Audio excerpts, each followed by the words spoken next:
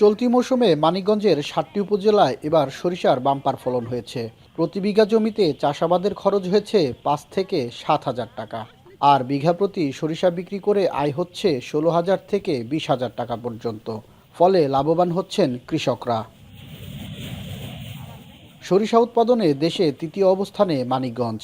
এবছর জেলায় ৯৫,০০০ টন সরিষা উৎপাদিত হয়েছে, যা থেকে প্রায় ৩,৮৩,০০,০০০ লিটার তেল পাওয়া যাবে।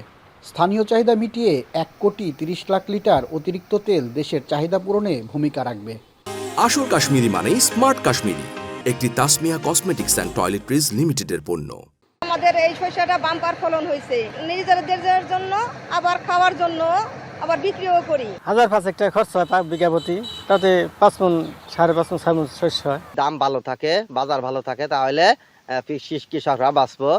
উন্নত বীজ, আধুনিক চাষাবাদ পদ্ধতি ও প্রশিক্ষণ পেয়ে দক্ষতা বেড়েছে কৃষকদের। ফলে সরিষার বাম্পার ফলন সম্ভব হয়েছে বলে জানিয়েছেন কৃষি কর্মকর্তারা।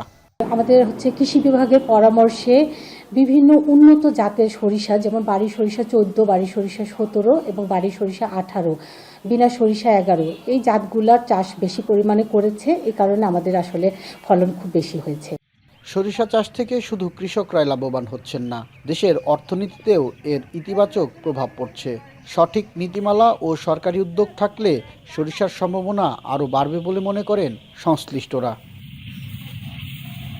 আসাদ জামান, এখন, মানিকগঞ্জ।